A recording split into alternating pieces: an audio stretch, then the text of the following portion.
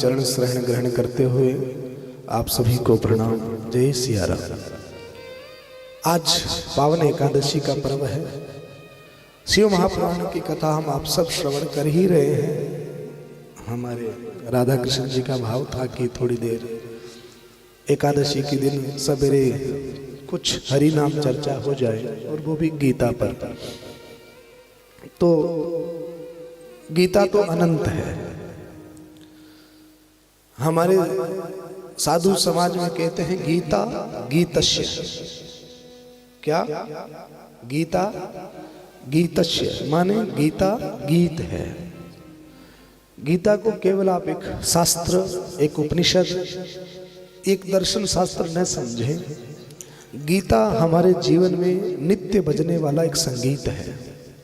जैसे हमारे शरीर में नित्य श्वास चलती है, वो कितनी आवश्यक है, उसी तरीके से मनुष्य के जीवन में गीता का ज्ञान आवश्यक है। तो गीता गीतस्य है। पिछले वर्ष पूरे राजस्थान में हमने 1 वर्ष की गीता यात्रा की थी, और समथिंग 4.25 लाख बच्चों को हमने ठाकुर जी की कृपा से निःशुल्क गीता का ज्ञान भी दिया, और निःशुल्क गीता की पुस्तक भी भेंट की उनको। 4.25 लाख बच्चों को करीबन 1 वर्ष में। माने राजस्थान का कोई ऐसा school, college, coaching institute, medical college, nursing college, Rajasthan की ऐसी कोई जेल नहीं है जिसमें हमने गीता पर प्रवचन नहीं किया हो। और 4.25 लाख बच्चों को निःशुल्क गीता भेंट की गई, जिसमें राधा कृष्ण जी का बहुत बड़ा आर्थिक सहयोग उसमें रहा गीता वितरण में। तो आप जैसे सेठ साहूकार लोग जब धर्म से जुड़े हुए होते हैं, तो हम जैसे साधु भी धर्म का कार्य कर पाते हैं। तो गीता जो है वो जीवन का मूल अंग है। तो मैं गीता के पाठ तो नहीं करूंगा, पंडित जी एक अध्याय आपको कराएंगे गीता जी का। पर आज का जो विषय मैं लेके आया हूँ, तो कल मैं शाम को सोच रहा था कि गीता जी के लिए हाथ तो कर दे, पर इतना बड़ा समुंदर अब थोड़े से में कैसा भरा जाए, कैसे उसका सार समझा जाए, गीता सार। तो हमारे जीवन में 7 दिन इंपॉर्टेंट होते हैं, रवि सोम मंगल बुध गुरु शुक्र शनि और रवि। तो कुछ 7 सूत्र मैं आज आप सबके लिए गीता के उपस्थित कर रहा हूँ, वो आप नोट करें और अपने बच्चों को भी सिखाएं, और एक एक दिन एक एक सूत्र को अपने जीवन में अप्लाई करने का प्रयास करें। तो गीता गीतस्य। 5000 वर्ष पूर्व भगवान श्री कृष्ण गीता 5000 वर्ष पहले ही नहीं गाई गई है, उससे पूर्व में भी गीता भगवान सूर्य नारायण ने सुनी है, हनुमान जी ने सुनी। और गीता अनंत, जब से ये पूरा यूनिवर्स है तब से गीता का ज्ञान है, माने गीता ही मूल है। तो अर्जुन को भगवान श्री कृष्ण ने गीता सुनाई क्यों? सबसे पहला प्रश्न यह है कि आवश्यकता ही क्यों पड़ी गीता के ज्ञान की। कोटा में एक IIT सेंटर है, तो मैं वहां पर गीता पर प्रवचन करने गया, तो एक बच्चे ने मेरे से एक प्रश्न किया। उस बच्चे ने मुझसे कहा कि महाराज जी, आपने हमें गीता का लेक्चर दिया, गीता भी आपने बांटी है, पर ये गीता आप हम पर क्यों थोप रहे हो? क्या कहा उसने? ये गीता आप हम पर क्यों थोप रहे हो? 5000 वर्ष पूर्व एक किताब लिखी गई, जैसे आज बहुत सारे राइटर लिखते हैं, तो आप ये हम पर क्यों थोप रहे हो? तो उसका क्वेश्चन बड़ा भारी था। तो गीता क्यों थोपी जा रही है? आज सब लोगों को क्यों ये कहा जा रहा है कि गीता पढ़िए, गीता पढ़िए, गीता पढ़िए? गीता में ये 700 श्लोकों की ये है संगीता। 18 अध्याय है इसमें। उस 18 अध्याय में सबसे पहला है विषाद योग। अर्जुन डिप्रेस है। अर्जुन के पास में एक अचीवमेंट है। क्या अचीवमेंट है? कि जो शत्रु आज उसके सामने खड़े हैं उनको अर्जुन कई बार परास्त कर चुका है। इनको हराना अर्जुन के लिए कोई नई बात नहीं थी। फिर भी अर्जुन आज उस कुल को, कुटुंब को सामने देख करके धर्म क्षेत्रे कुरुक्षेत्रे समवेता युत्सव, माने इस शरीर को आप कुरुक्षेत्र समझे और इसमें धर्म क्षेत्र कुरुक्षेत्र है, माने इसमें अच्छाई और बुराई दोनों है। शरीर में, इस मस्तिष्क में, इस मन में अच्छे विचार भी हैं और बुरे विचार भी हैं, और ये युद्ध जो है वो अच्छे और बुरे विचारों के बीच में है, नीति और अनीति के बीच में है।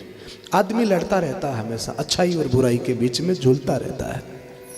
तो अर्जुन डिप्रेस हो गए और भगवान से कहा कि मैं युद्ध नहीं कर सकता, मेरे हाथ कांप रहे हैं, मेरे शरीर में पसीना आ रहा है, मैं खड़ा भी नहीं पा रहा हूं।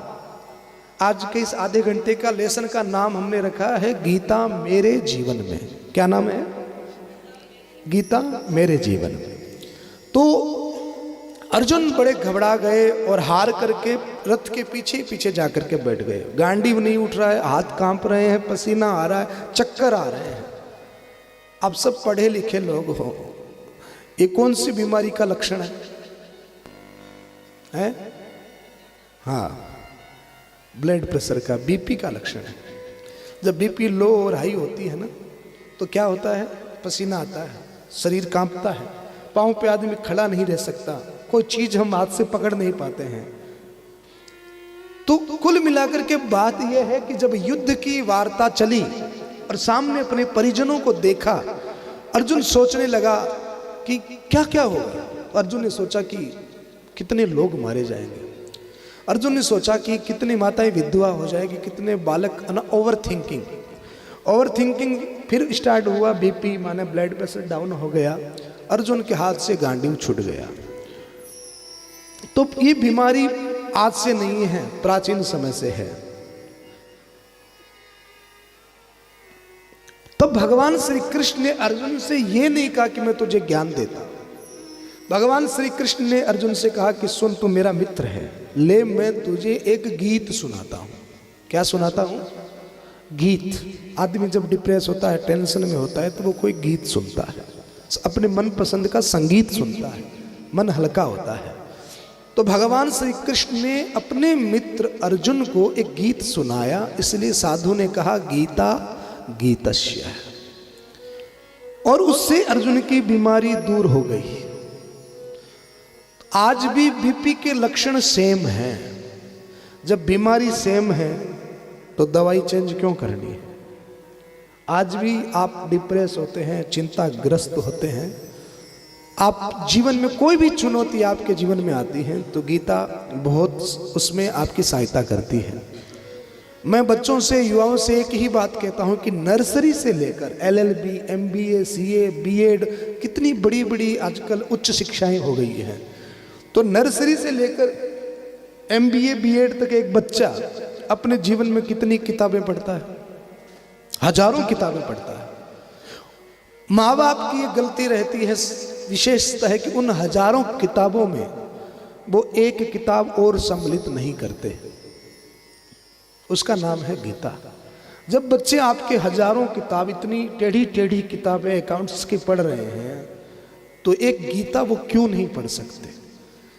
वो हजारों किताबें और एक गीता में अंतर क्या है? मैं जिस सोफे पर बैठा हूं ना, इस सोफे के 4 पायदान हैं।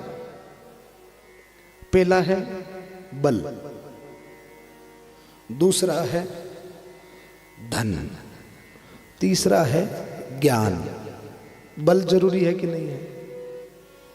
धन जरूरी है कि नहीं है? ज्ञान जरूरी है कि नहीं है? ये जो चौथा पायदान है, ये क्या है ब्यों जी?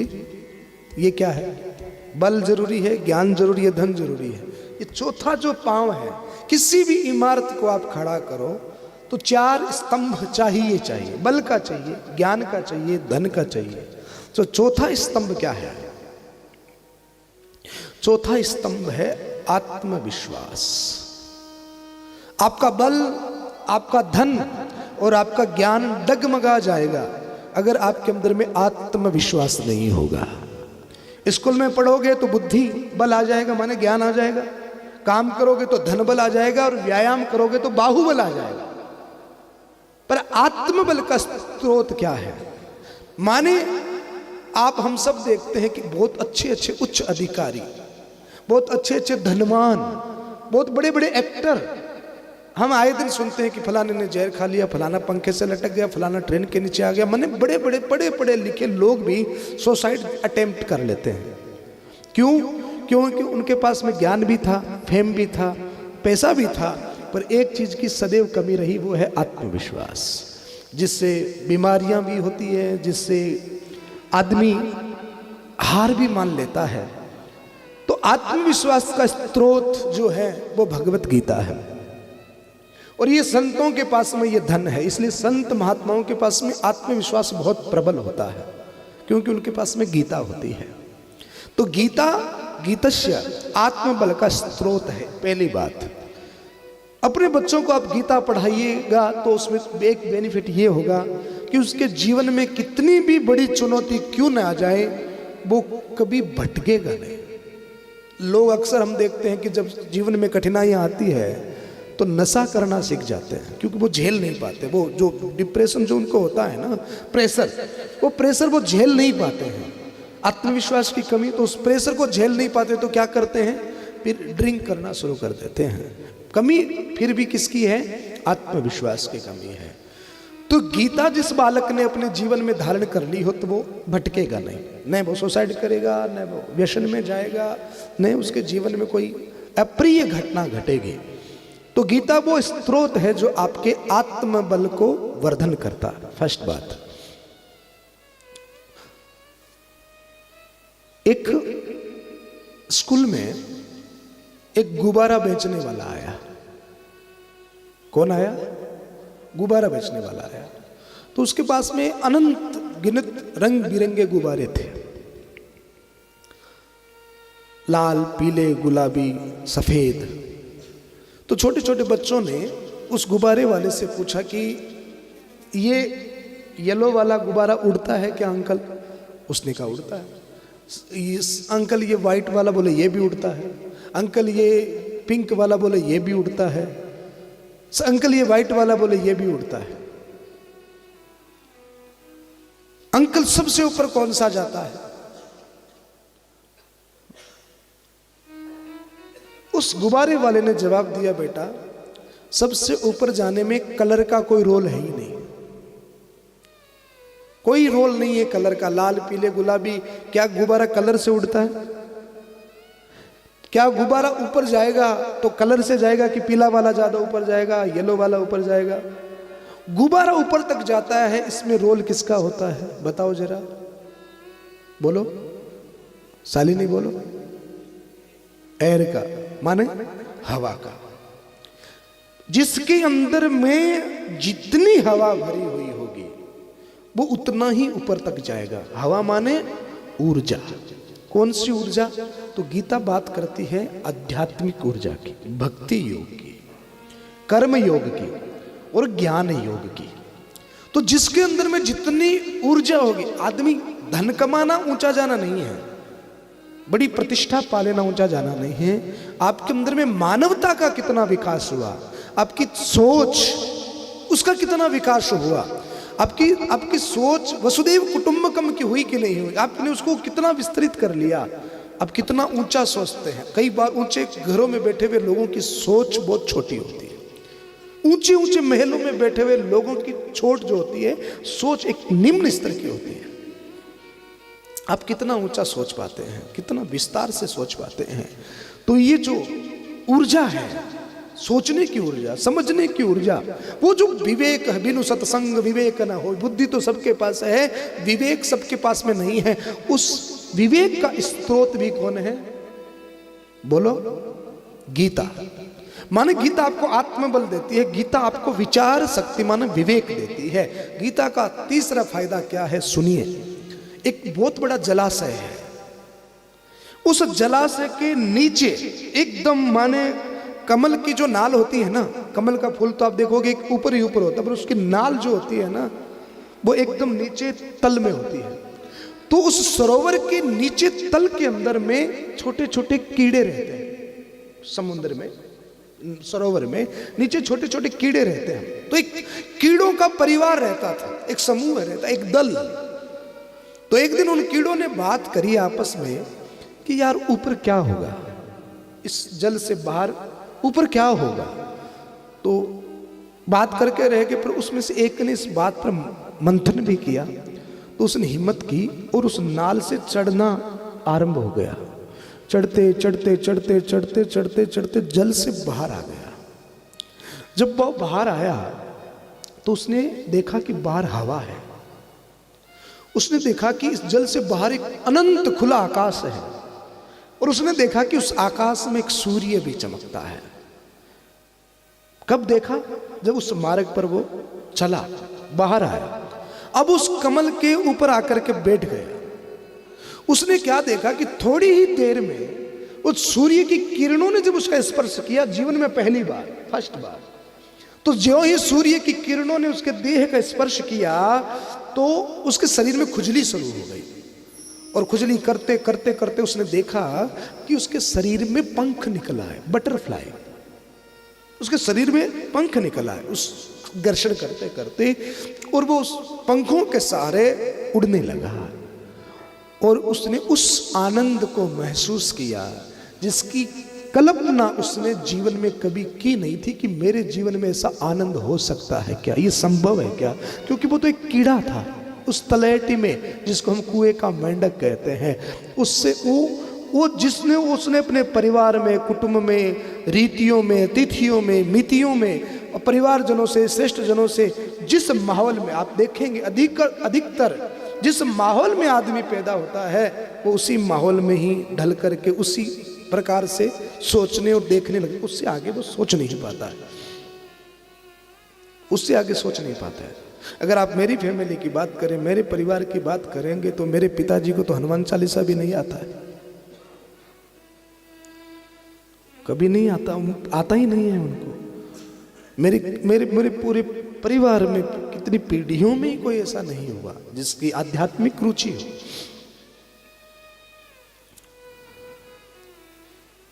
अब जैसे माहौल में हम रहते हैं, हम उसी प्रकार का थिंकिंग सोच रखते हैं। आज वो ऊपर आया, उसने देखा, एक नव जीवन उसने पाया, और उस वहां पहुंचने के बाद में वो उस स्तर को, वो बातें सारी वो भूल गया, और वो आनंद के साथ में खुली हवा में सांस लेने लगा और परम आनंद की अनुभूति करने लगा। अब वो लौट करके नहीं गया कभी। तो नीचे हलचल हो गई कि वो जो गया है वो वापस नहीं आया, तो क्या करें। तो मीटिंग हुई, उनमें से एक और खड़ा हुआ कि मैं उसको देख करके आता हूँ वो कहाँ है।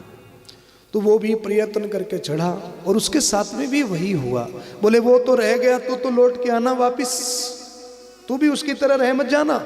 नहीं नहीं, मैं पक्का लौट के आऊंगा। दूसरा कीड़ा चढ़ा, उसके साथ में भी वही घटना घटी, पर उस परम आनंद को पाने के बाद में वो भी लौट नहीं पाया, वो भी वहीं रह गया। माने हम जब अपने स्तर से ऊंचा उठ करके जब सोचते हैं और गीता का ज्ञान जब प्राप्त करते हैं, तब हमारे विवेक जागृत होता है। हम एक उस परम तत्व को जानने लग जाते हैं। उसके बाद में संसार के बुराइयां कितना भी अपने को खींचना चाहे, कितना भी निचले स्तर पर लोग अपने को लाना चाहे, माने कुछ भी करना चाहे, पर हम उस स्तर पर आते नहीं हैं, और उसको कहते हैं संगति। माने जिस संगति में आप रह रहे हैं वैसे आप हो जाते हैं। तो एक बार जब आप गीता की संगति कर लेते हैं, संसार की ऐसा कोई प्रलोभन है नहीं जो आपको भटका सके और आपको वापस नीचे ला सके। तो ऐसी भगवत गीता जो आपको विवेक देती है, आत्मबल देती है, आपको एक अच्छी संगति देती है, और अंतत्वगत्वा ज्ञान के द्वारा ही मुक्ति बताई गई है, तो वो ज्ञान चक्षु हैं भगवत गीता। गीता गीतस्य। तो ऐसी भगवत गीता के कुछ सूत्र मैं आपके लिए लिख करके लाया हूं। उन 7 बिंदुओं के ऊपर थोड़ी सी चर्चा करते हैं। हमारे देश का नाम है भारत। क्या नाम है? भारत। और आप मानेंगे कि इस भारत की पहचान भगवत गीता से है। किससे है? भगवत गीता से है। क्यों है? एक बार एक अंग्रेज भारत आ गया। तो गाड़ी में जा रहा था, चलते चलते गाड़ी खराब हो गई। बात को बड़ी गहराई से समझना, गाड़ी खराब हो गई तो अंग्रेज को उस ड्राइवर ने कहा कि मालिक गाड़ी खराब हो गई है, थोड़ा सा आप ठहर लीजिए, उतने में मैं गाड़ी को रिपेयर कर लेता हूँ। तो रात का समय था, अंग्रेज उतरा और घना जंगल था, तो यूं ही चांदनी रात थी, गर्मियों का मौसम था, तो टहलने लगा। तो उस जंगल में बहुत सारे उल्लू थे। उल्लू देखा है आपने कभी? बोलो श्याम जी, उल्लू देखा है? आजकल तो उल्लुओं की कमी नहीं है, खूब मिल जाएंगे। तो वहां पर एक उल्लू, अब आपने कभी उल्लू को बोलते हुए सुना? उल्लू कैसे बोलता है? उल्लू बोलता हु हु, ऐसे उसकी गड़गड़ाहट होती है। तो जो ही अंग्रेज नीचे उतरा, रात का अंधेरा था, उल्लू ने अंग्रेज को देखा और उल्लू ने अंग्रेज को देख करके कहा who who who who who who. तो अंग्रेजी में हम जैसे पूछते हैं ना कि आप कौन, आप कहां से है, तो अंग्रेजी में कहता हु आर यू। उसने कहा हु हु हु हु।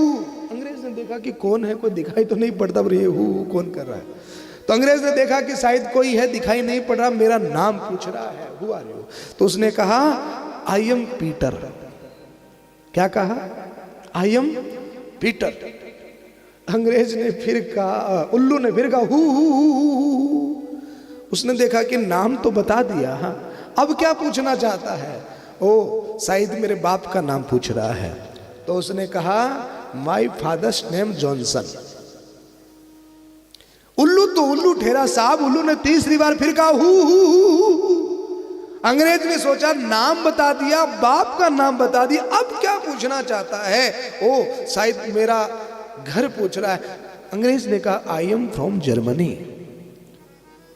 नाम बता दिया, बाप का नाम बता दिया, गांव बता दिया। उल्लू तो उल्लू ठहरा साहब, चौथी बार फिर कहा हु हु हु। वो अपनी मस्ती में बोल रहा। अब अंग्रेज चक्कर में पड़ गया, क्या बताए, नाम बता दिया, बाप का नाम बता दिया, सब बता दिया, शायद मेरा बिजनेस पूछ रहा है, तो अपना बिजनेस भी बता दिया, मैं ये काम करता हूं। उल्लू ने पांचवी बार फिर पूछा हु हु हु हु। अब अंग्रेज के पास में कोई जवाब नहीं था। और यह स्थिति हम सबकी है। हम अपनी पहचान, आपसे पूछे कि तुम कौन, तो आप कहोगे कि मैं बढ़िया हूं, बढ़ियों में भी मैं महेश्वरी हूं, महेश्वरी में भी मैं सोमाणी हूं, यही तो कहेंगे ना। बाप का नाम बता देंगे, गांव बता देंगे, क्या करते हो बिजनेस बता देंगे। ये गीता बताती है कि आपकी पांचवी पहचान क्या है। आप एक जाति से बिलोंग करते हैं, आप एक गांव से बिलोंग करते हैं, आपका यह बिजनेस है, आप इस माता पिता के संतान हैं, इससे आगे तुम क्या हो, यहां से भगवत गीता स्टार्ट होती है। इससे आगे तुम्हारी पहचान क्या है, इससे आगे तुम कौन हो, इससे आगे की तुम्हारी पहचान क्या है, ये भगवत गीता है। आदमी सिर्फ इन चार पहचान में खोया रहता है और इसी चार पहचान के अभिमान में अपना पूरा जीवन लगा देता है। मैं फलाना सेठ हूं, मेरा फलाना गांव है, ये मेरा खानदान है, ये मेरा बिजनेस है, इन्हीं चार बातों में अपना पूरा जीवन खत्म कर देता है। इन्हीं चार बातों के अहंकार में पूरा जीवन बिता देता है। इससे आगे वो न जानना चाहता है, न जान सका, न जानने का प्रयास किया। इससे आगे की जो पहचान है वो भगवत गीता देती है। ये भगवत गीता है।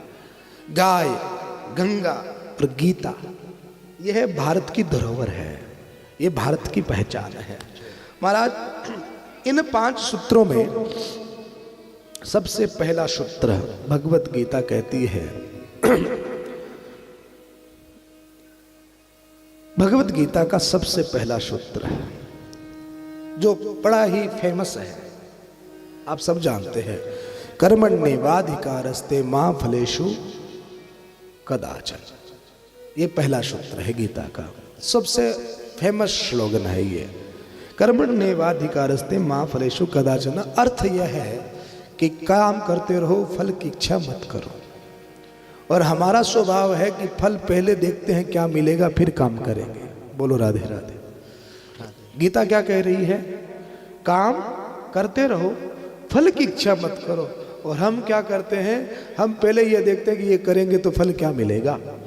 हम पहले उसका, ये नेचर है, ये हमारा स्वभाव है। माने गीता से बिल्कुल विपरीत जीवन हम जी रहे हैं। और मनुष्य स्वभाव है बिना फल के कोई काम करता ही नहीं। आज एकादशी का व्रत किया, इसके पीछे भी फल चाहिए।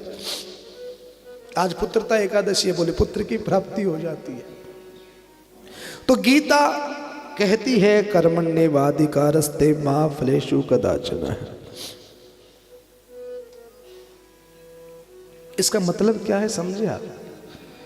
इस स्लोगन का वास्तविक अर्थ यह है कि एक आदमी ने कुआं खोदा, एक ही गांव में कुआं खोदा और 10 फीट पर पानी निकल गया, 10 फीट पर। तो दूसरे ने देखा कि मैं भी खोदूं।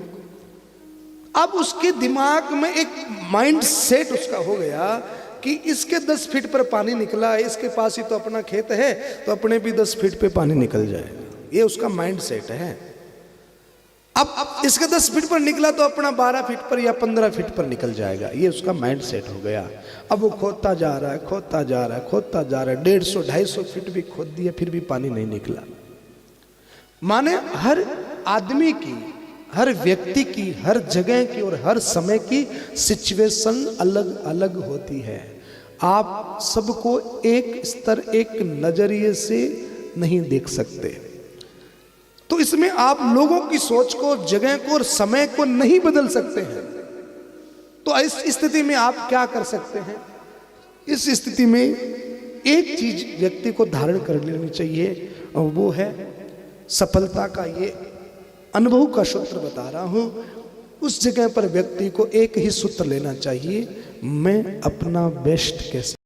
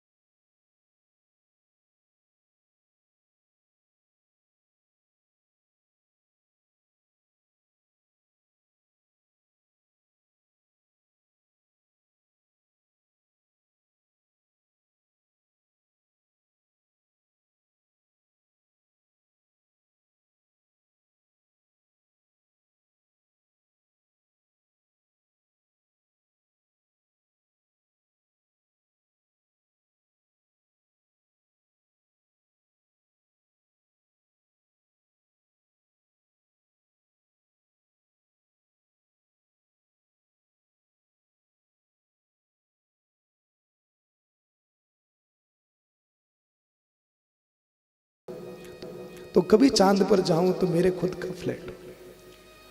माने यह शीतोषण चाह है, चाह गई चिंता गई मनवा बेपरवाह है। आदमी को डर है सुख दुख में परिवर्तित न हो जाए, सम्मान अपमान में परिवर्तित न हो जाए। भगवान गीता कहती है अर्जुन, व्यक्ति को सुख दुख और आप अपमान से हट जाना चाहिए, मान सम्मान से इन चीजों को इग्नोर कर देना चाहिए। क्योंकि तुलसी बाबा कहते हैं हानि लाभ यश अपयश जीवन मरण सब विधि हाथ। जो चीज आपके कंट्रोल में नहीं है, सुख भी आपके कंट्रोल में नहीं है, दुख भी आपके कंट्रोल में नहीं है। माणिक जी ने जब कथा की कल्पना की होगी तो ये कथा अच्छी होगी कि बुरी होगी आपके कंट्रोल में था क्या? 9 दिन निर्विघ्न ये आयोजन हो जाएगा, क्या आपके कंट्रोल में था क्या? ये हमारे कंट्रोल में नहीं है। हम सिर्फ कथा का आयोजन कर सकते हैं। आयोजन सफल होगा कि विफल होगा, उस आयोजन से आपको यश मिलेगा कि अपयश मिलेगा। हम कथा गाने आए हैं, यहाँ कथा सुनकर के लोग हमारी बड़ाई करेंगे, निंदा करेंगे, ये हमारे कंट्रोल में नहीं है। यश अपयश ये हमारे कंट्रोल में नहीं है।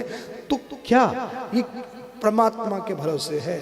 तो जीवन में कुछ स्थितियां कुछ परिस्थितियां जो भगवान के भरोसे हैं, उसका व्यक्ति को चिंतन नहीं करना चाहिए। और हमेशा सूत्र है ये गीता का दूसरा, पहला सूत्र है अपना, बोलो ना, अपना बेस्ट कीजिए। और दूसरा सूत्र है चेंजेस के लिए तैयार रहिए, परिवर्तन के लिए तैयार रहना चाहिए। आज जो है वो कल होगा कि नहीं होगा कोई खबर नहीं है। इसलिए जीवन में कोई भी चुनौती आ जाए उसके चेंजिंग्स के लिए तैयार रहिए। सोचिए एक बार कि आज जो है संपत्ति अगर वो कल खो जाए तो उससे आपके जीवन में क्या फर्क पड़ेगा, इसका चिंतन करिए बस। और उसके लिए हमेशा तैयार रहिए कि हाँ आज मेरे पास 100 करोड़ है और कल ये 100 करोड़ अगर चले जाएंगे मेरे ऊपर तिल मात्र फर्क नहीं पड़ेगा, मुझे कोई फर्क नहीं पड़ेगा। मैं महल में रह रहा हूँ, मैं झोपड़ी में रह लूंगा, मैं हलवा पूरी खा रहा हूँ, मैं चने खा लूंगा, मुझे कोई फर्क पड़ने वाला नहीं है। इस बेपरवाही के साथ में जीवन को जीना चाहिए। पहला सूत्र अपना बेस्ट करिए, दूसरा सूत्र चेंजिंग्स के लिए तैयार रहिए, तीसरा सूत्र देखिए, तीसरा सूत्र गीता देती है कि क्रोधात भवति सम्मोह, सम्मोह स्मृति विभ्रमा, स्मृति भ्रमात् बुद्धिनाशो, बुद्धिनाशात् प्रयश्यति। जब जीवन में चेंजिंग्स होते हैं, कुछ छूटता है, तो एक चीज उत्पन्न होती है अर्जुन, और उसका नाम है क्रोध। तीसरा सूत्र क्या है? क्रोध। ये गीता का श्लोक है, क्रोधा भवति सम्मोह। और क्रोध का सम्मोहन ऐसा है कि जब क्रोध की स्थिति में होती है, क्रोध कब आता है? बोले जब इच्छाएं पूरी नहीं होती, कुछ हमसे छूटता है, तब क्रोध आता है। क्रोध से बुद्धि का नाश होता है, बुद्धि से स्मृति चली जाती है, और फिर क्या क्या क्या क्या होता है, माने कृत पुण्य भी नष्ट हो जाते हैं। सबसे बड़ा दुश्मन है एंगर। एंगर माने क्रोध।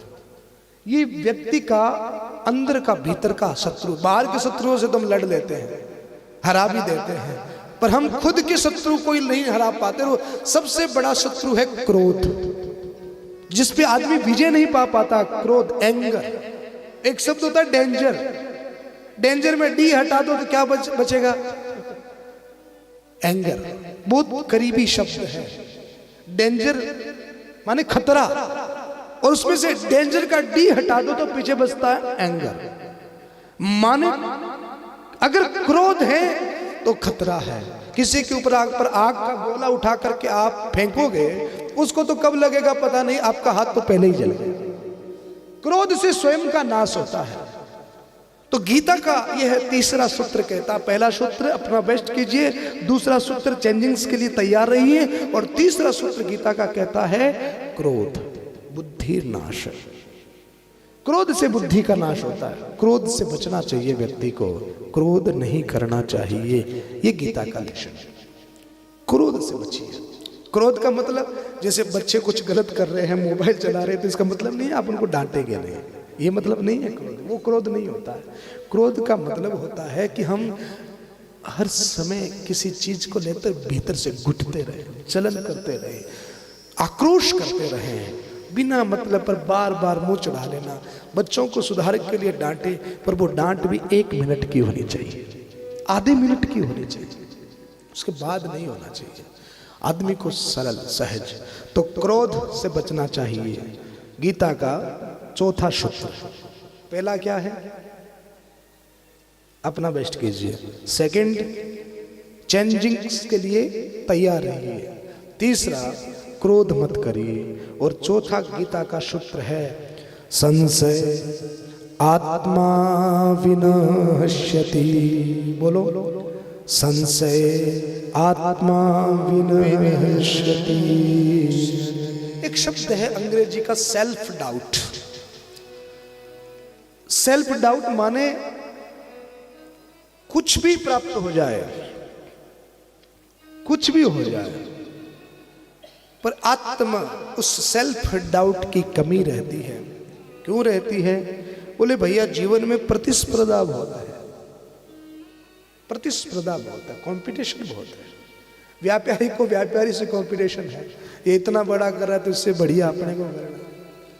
भाई भाई को कंपटीशन दे रहा है, इसके भाई के पास भाई का इतना, हम भी इतना करें, वो इतना बड़ा ब्याह कर रहा है हम भी करें।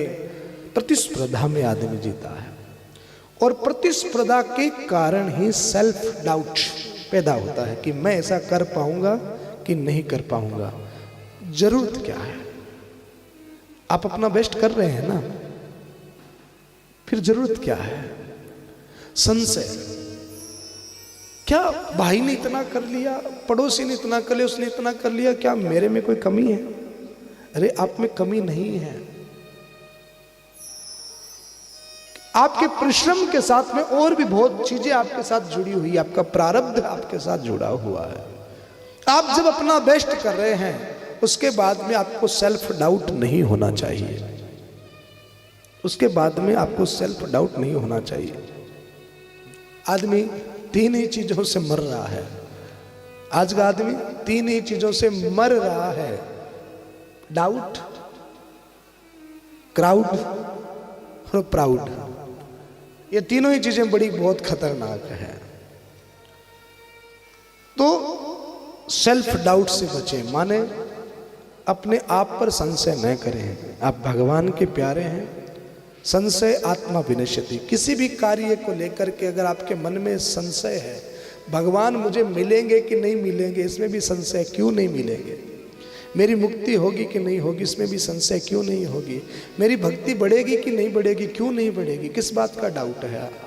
जो स्वामी जी राम सुखदास जी के पास था वही आपके पास है, वही देह है, वही समय है। उनके पास में भी 24 घंटे थे, आपके पास भी 24 घंटे। विवेकानंद के पास भी 24 घंटे थे, हमारे पास भी 24 घंटे। आदरणीय नरेंद्र मोदी जी के पास भी 24 घंटे, हमारे पास में भी 24 घंटे। हाथ कान नाक पे ऊर्जा बुद्धि सब हमारे पास है। डाउट कैसा? अपना बेस्ट कीजिए, जो तय है वो निश्चित मिल जाएगा, उसमें कोई चिंता नहीं है। सेटिस्फेक्शन, संशय नहीं रखना, सेटिस्फेक्शन रखना है। गीता का 5वां सूत्र, किन्निमितः मात्र भवं सम्यसाचिनः निमित्त मात्रं भव सम्यसाचिनः। ये बड़ा गजब है। 5वां सूत्र, ब्यूटीफुल लाइफ लेसन, एक अच्छी जिंदगी का पाठ। क्या है? निमित्त मात्रम भव सव्यसाचिनः। जो हुआ गजब हुआ, जो हुआ गजब हुआ, जो हुआ अच्छा हुआ। गीता का ये इस तो सूत्र है, जो हुआ अच्छा हुआ। एक बार की इस घटना को थोड़ा सा समझना। अब किसी का बाप मर जाए और हम कह दें जो हुआ अच्छा हुआ, तो बात तो ठीक नहीं होगी ना। तो गीता ने कहा कि जो हुआ गजब हुआ। कैसे हुआ?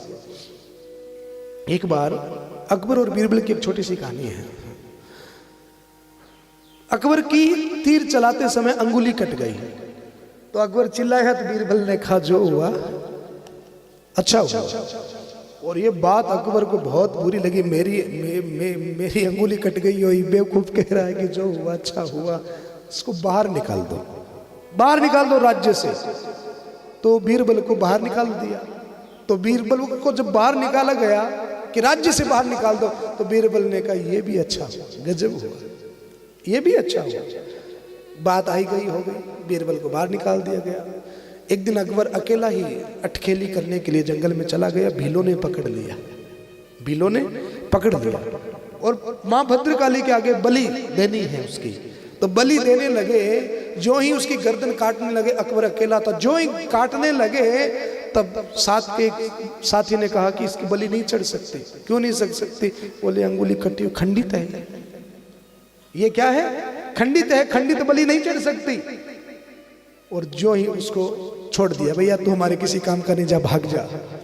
अब अकबर को लगा अरे बीरबल ने उस दिन ठीक कहा था, जो हुआ अच्छा हुआ। अगर उस दिन मेरी अंगुली नहीं कटती तो आज क्या कटती? आज गर्दन कटती।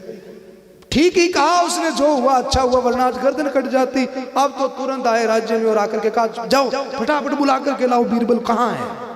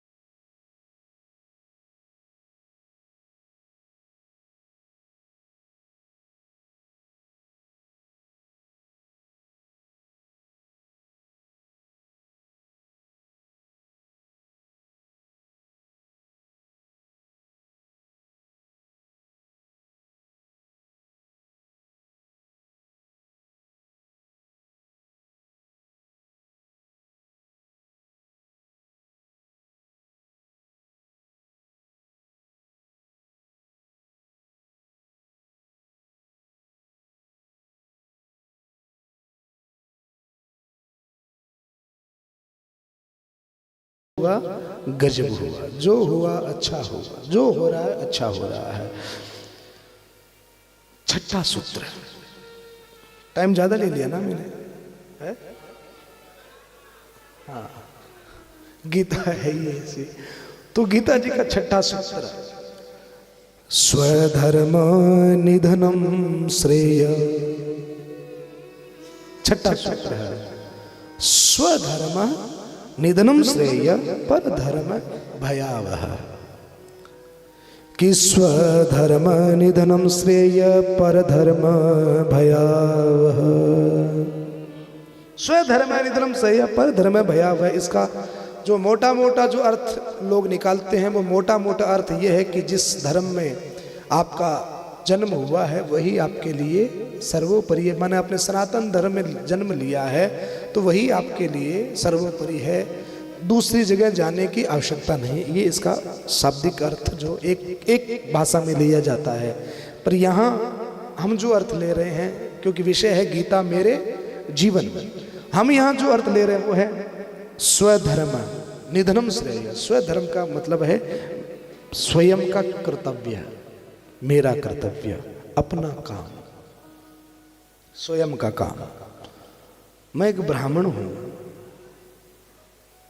तो एक अधिकृत व्यवस्था भगवान ने मुझे देकर के भेजी है। एक वैश्य को एक अधिकृत व्यवस्था भगवान ने देकर के भेजी, एक क्षत्रिय को एक अधिकृत व्यवस्था भगवान ने देकर के भेजी है, एक शूद्र को एक अधिकृत व्यवस्था भगवान ने देकर के भेजी है। और अगर वो उस धर्म का पालन करता है तो वो मुक्त है। स्वधर्म, क्षत्रिय का अपना धर्म है, ब्राह्मण का अपना धर्म है, वैश्य का अपना धर्म है और शूद्र का अपना धर्म है। और इस धर्म की परिभाषाएं अलग अलग हो जाती है। जब घर में कुछ करना हो तो अपना अलग धर्म है, जब राष्ट्र के लिए कुछ करना हो तो उसके लिए अलग धर्म है। वो व्यवस्थाएं फिर अलग अलग अलग अलग अलग परिवर्तित हो जाती हैं, पर हर व्यक्ति का अपना अपना एक धर्म है। सनातन धर्म है जिसमें हम सब जन्मे हैं, राष्ट्र के प्रति धर्म है, वो भी एक कर्तव्य है, पर उस राष्ट्र में भी एक वर्ण धर्म भी है। जैसे मान लीजिए एक यज्ञ हो, मान लीजिए कि आज शमसी में हम एक यज्ञ कर रहे हैं। ब्राह्मण का काम क्या है? यज्ञ में मंत्रोच्चारण करना, पूजा करना, पाठ करना। वैश्य का क्या धर्म हो जाता है उस जगह पर? धन लगाना। क्षत्रिय का क्या धर्म हो जाता है उस समय? उस यज्ञ की रक्षा करना, कोई विघ्न न आ जाए। और शूद्र का क्या धर्म हो जाता है उस समय? उस यज्ञ में तन से सेवा करना। और जो इसको परिपूर्णता से स्वीकार कर ले और अपना ले और अपने कर्तव्य का निर्वाह करे, वो धर्मात्मा है और वो स्वधर्म में है। निधनम श्रेय, उसको कुछ और करने की आवश्यकता नहीं है। माने गीता का 6वां सूत्र है, स्वयं का कर्तव्य आप निभाएं। और भारत गीता का 7वां सूत्र है, ये है सी डिवाइन इन एवरीथिंग।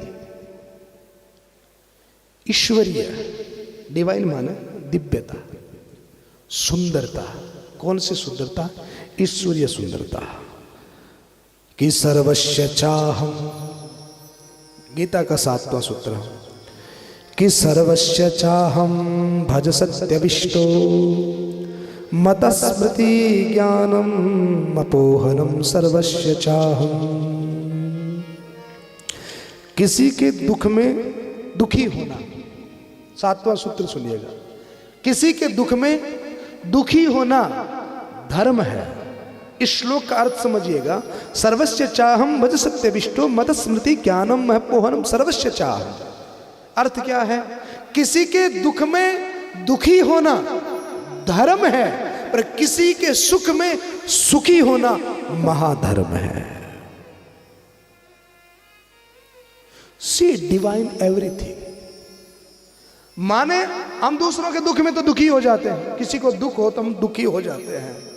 जिसके दुख में हम दुखी हो रहे हैं ना, कि तुम्हारे किसी की फैक्ट्री में आग लग गई, तो हमें दुख होता है कि यार बहुत गलत हुआ तुम्हारे साथ, नहीं होना चाहिए, हमें भी दुख होता है। पर उसी आदमी के 2 साल बाद में जब 5 फैक्ट्रियां हो जाती है, हमें जलन भी होने लगती है। हम वही शख्स हैं। एक बार उसकी फैक्ट्री जले तो हमें तकलीफ हुई, दुख हुआ, गलत हो गया तुम्हारे साथ में। उसी व्यक्ति की जब 5 फैक्ट्रियां, 7 फैक्ट्रियां, 10 फैक्ट्रियां होती है, तो थोड़ी जलन भी होती है। माने दूसरों के दुख में दुखी होना धर्म है, और दूसरों के सुख में सुखी होना उससे भी बड़ा धर्म है। ये हम नहीं कर पाते। दूसरों के दुख में दुखी तो हो जाते हैं, पर दूसरों के सुख में पूर्णतः सम्मिलित नहीं हो पाते। दूसरों के सुख में सुखी होना सीखिए। यहाँ सोमाणी जी की कथा हो रही है ना, तो ये मान के चलिए कि यार हमारे ही हो रही है, बहुत अच्छा काम हो रहा है, बहुत आनंद आ रहा है, क्या खूब कर रहे हैं, क्या अप्रिशिएट करना सीखिए। कोई थोड़ा सा भी अच्छा करता है उसको अप्रिशिएट करिए। बढ़िया, बहुत सुंदर, बहुत अद्भुत। वो थोड़ा सा अद्भुत करे तो आप उसको बहुत ज्यादा अद्भुत करिए। आपके 2 मीठे शब्द बोलने से अगर किसी को सुख मिलता हो, तो कौन सा बैंक बैलेंस खाली हो रहा है तुम्हारा? पर हम नहीं कर पाते हैं। अर्जुन, दूसरों के सुख में सुखी होना। आप खुश हो तो आप दूसरों को खुशी दे सकते हैं। अगर आपके साथ में, आपके आसपास, आपके इर्द गिर्द काम करने वाले लोग, मानक जी 100 आदमी आपके यहाँ पे काम करते होंगे, अगर एक के भी पीठ के ऊपर हाथ रख के आप ये कह देते हैं ना कि यार तुम बहुत अच्छा कर रहा है, आप कल्पना नहीं कर सकते कि उसको कितनी आनंद की अनुभूति होती है। पर हम अक्सर हमारे आसपास इर्द गिर्द जो छोटे लोग काम करते हैं, हम उनको अप्रिशिएट नहीं करते। हम उनको बहुत हल्के में, बहुत छोटा समझते हैं। हम छोटे हैं, वो छोटा नहीं है। हमारी सोच छोटी है। कोई भी मेहनत मजदूरी करके जो ईमानदारी से अपना जीवन व्यापन कर सकता है, वो कभी छोटा नहीं हो सकता। अप्रिशिएट करना सीखिए, दूसरों के सुख में सुखी होना सीखिए। सर्वस्य चाहम भज सत्यविष्टो। मक्खी, मधुमक्खी, भंवर और चकोर, 4 प्रकार के लाइफ स्टाइल होती है आदमी की। मक्खी जहां मन करेगा वहीं बैठ जाएगी, कहीं भी बैठ सकती है मक्खी। मक्खी मिठाई पर भी बैठ जाएगी और मक्खी गटर भी बैठ जाएगी, उसको कोई भेद ही मालूम नहीं है उसमें। मधुमक्खी ऐसा नहीं करती है। मधुमक्खी की लाइफ स्टाइल थोड़ी चेंज है। मधुमक्खी अच्छे पराग वाले फूलों पर ही बैठेगी। वो डिसाइड करेगी कि मुझे राधा कृष्ण जी के साथ क्या व्यवहार करना है, मुझे इनके साथ में क्या मतलब कैसे इनके साथ में रहना है। वो व्यवहार एक उच्चता जातीय या धन से मत लेना, व्यवहारिक उच्चता की बात कर रहा हूं मैं, संगति की बात कर रहा हूं मैं। ये जो शब्द है संगति का है। मधुमक्खी की संगति जो होगी वो कुछ सिलेक्टेड फूलों के साथ में होती है, और उससे ऊपर जो दृश्य है, जो डिवाइन है, वो होता है भंवरे के पास में। भंवरे का क्लियर होता है कि मुझे कमल के फूल पर ही बैठना है, माने मुझे सत्संग में ही बैठना है, मुझे कभी ताश की पत्ती में नहीं बैठना है, क्लियर है।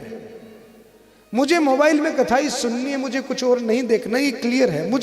मुझे ऐसे लोगों के साथ ही व्यवहार करना है जो सत्संगी है, ये मेरा क्लियर है। मुझे जो भगवान से जिसका प्रेम नहीं है वो मेरा कभी मित्र नहीं हो सकता, ये मेरा क्लियर है।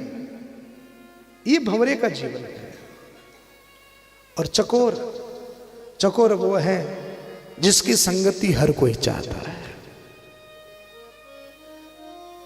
जिसकी खुशबू हर कोई चाहता है, जिसका संग हर कोई चाहता है। अपने आप को उस लेवल पे ले जाइए, पर उस स्तर को चाहिए कि सब आपसे प्रेम करें, सब आपका होना चाहें, सब आपके साथ में बैठना चाहें, सब आपसे प्रेम करें। कबीरा खड़ा बाजार में मांगत सबकी खेर, ना काहू से दोस्ती और ना काहू से बैर। ये सप्त सूत्र दत्तात्रेय जी महाराज ने 24 गुरु बनाए साहब। सीखना चाहे तो आदमी कहीं से भी सीख सकता है। एक वैश्या को गुरु बना लिया दत्तात्रेय जी ने। क्यों गुरु बना लिया?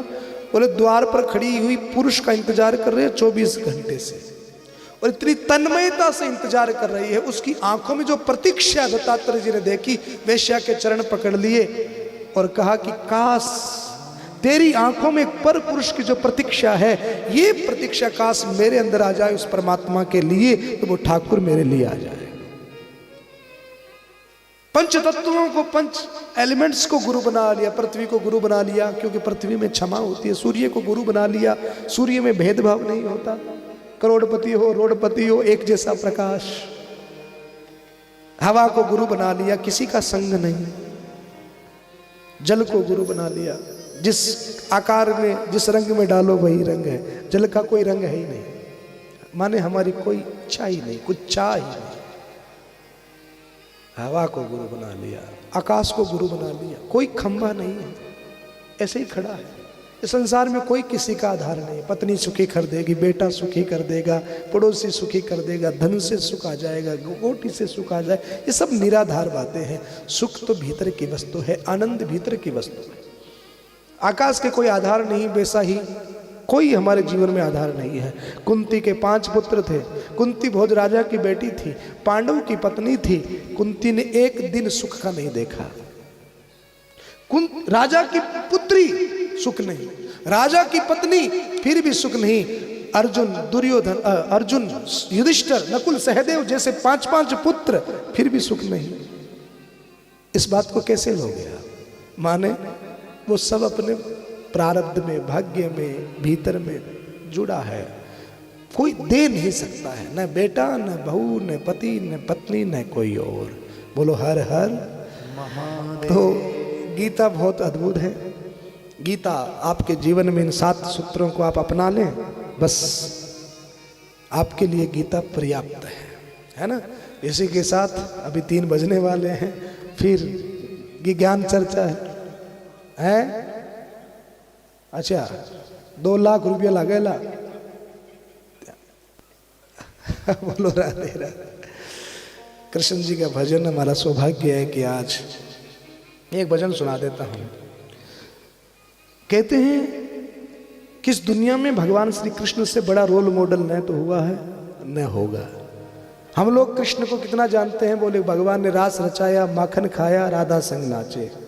वो लीला जो थी वो केवल 11 वर्ष की थी। कृष्ण भगवान की आयु कितनी है पता है? 125 वर्ष माने लीला धरती पर करी। तो 11 वर्ष में राधा, माखन, चोरी, ये सब लीलाएं भगवान ने बाल्यकाल में कर दी। 11 वर्ष से लेकर के 125 वर्ष माने 114 वर्ष भगवान ने क्या किया, ये कोई नहीं जानता है, बहुत कम लोग जानते हैं।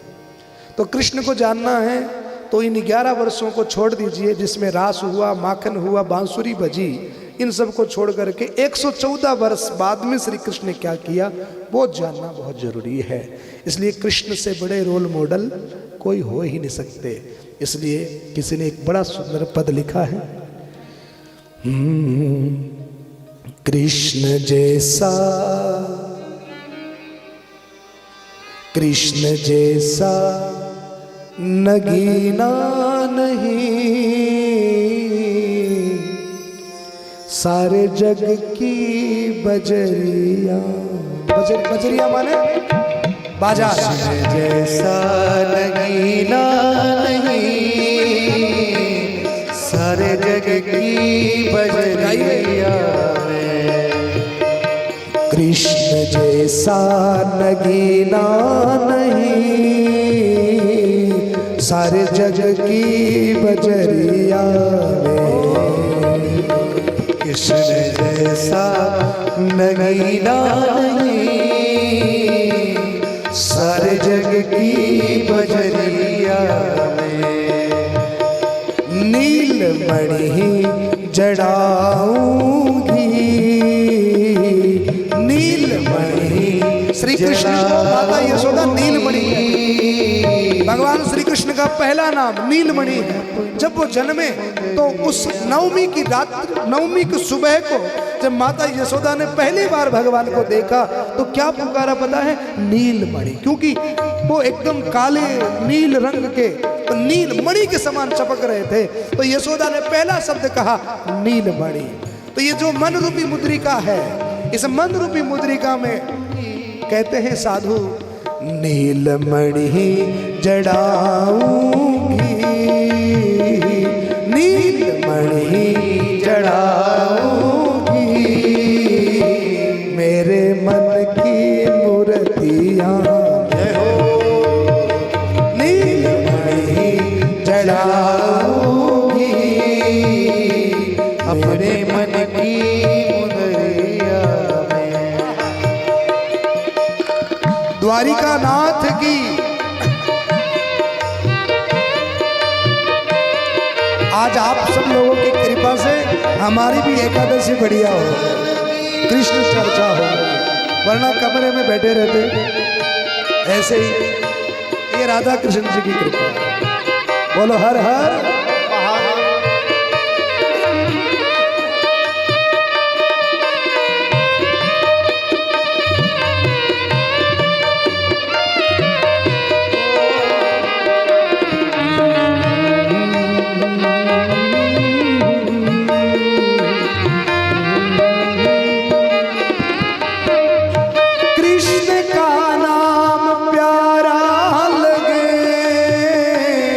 रसना पर बिठाऊंगी मैं, कृष्ण का नाम प्यारा लगे, रसना पर बिठाऊंगी।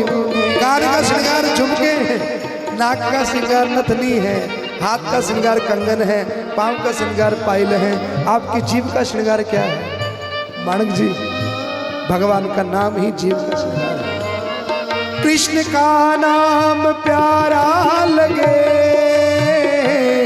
रसना को सजाऊंगी मैं, कृष्ण का नाम प्यारा लगे, रसना पर सजाऊंगी मैं तो मूरत, मैं तो मूरत बसाऊंगी, मैं तो मूरत बसाऊंगी, नैनों की पुतरिया, जय हो, मैं तो मूरत बसाऊंगी, नैनों की पुतरिया। पुष्प वाटिका में जब जानकी जी ने पहले पहली बार राम जी को देखा तो देख करके तुरंत राम जी को देख करके तुरंत जानकी जी ने नेत्र बंद कर लिए। तो सखियों ने पूछा, माँ आपने नेत्र बंद कर लिए क्यों? जानकी जी ने कहा, जो स्वरूप भीतर चला गया है ना, कहीं वो वापस ना निकल जाए, इसलिए पट बंद कर लिए। अब वो भीतर का भीतर ही रह गया। आहा।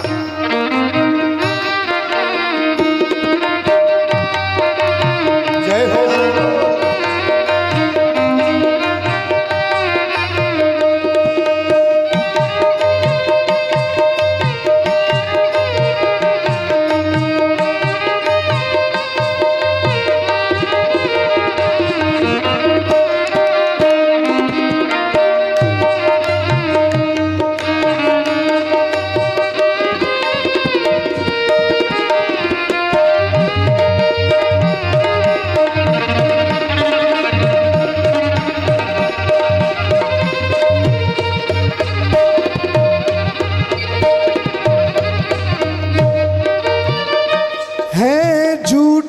सभी रिश्ते और झूठे सभी नाते, हैं झूठे सभी रिश्ते और झूठे सभी नाते। दूजा रंगना चढ़ाऊंगी, दूजा रंगना चढ़ाऊंगी, मेरी श्यामल चदरिया पे। जय हो। दूजा रंगना चढ़ाऊंगी, मेरी श्यामल चुनरिया में। अरे भैया, हमारे ठाकुर जी का रंग काला है, और काले रंग की विशेषता क्या है? बोलो माताओं, गायत्री मैया बोलो, काले रंग की विशेषता क्या है? काले रंग की विशेषता है कि उसके ऊपर दूसरा कोई रंग चढ़ता नहीं है। लाल, पीला, हरा, गुलाबी सारे कलर एक कटोरी में ले लो और सबको मिला दो, आखिर में कौन सा रंग बनेगा? काला रंग बनेगा। हाँ, उसके ऊपर दूसरा कोई रंग चढ़ता नहीं। इसलिए हमारे ठाकुर जी काले होकर के आए कि भैया जिसके ऊपर एक बार हमारो रंग चढ़ गया ना, फिर वो दुनिया में किसी काम का नहीं है, जो एक बार हमारा हो गया। अब हमें करना क्या है? जल्दी से यतन करके माधव को रिझाना है। जल्दी से यतन करके माधव को रिझाऊंगी। वही काम कर रही है जिससे ठाकुर जी प्रसन्न हो जाए। गोपियां कात्यायनी मैया के मंदिर में जाती हैं वृंदावन में। कात्यायनी महामाये महायोगिन्यधीश्वरी नंद गोप सुतम देवी पतिम में कुरुते नमः। पूजा तो कात्यायनी की करती है, पर मांगती क्या है? ठाकुर जी को मांगती है। नरसिंह मेहता भोले बाबा की आराधना करते हैं। भोले बाबा ने कहा, बोलो क्या चाहिए? बोले एक बार रास चाहिए, उस रास का दर्शन करना है। अंतत्व गत्वा जल्दी से यतन करके राघव को रिझाना है। जल्दी से यतन करके माधव को रिझाऊं मैं। क्यों? सब बोलिएगा साथ में। कुछ दिन ही तो बोलो, कुछ दिन ही तो रामा किशन जी बोलो, कुछ दिन ही तो रहना है, कुछ दिन ही तो रहना है, काया की कुटरिया, कुछ दिन ही तो रहना है, काया की कुटरिया में।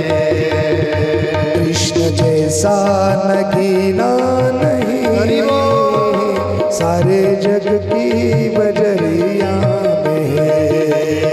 कृष्ण जैसा नगीना नहीं सारे जग की बजरिया में।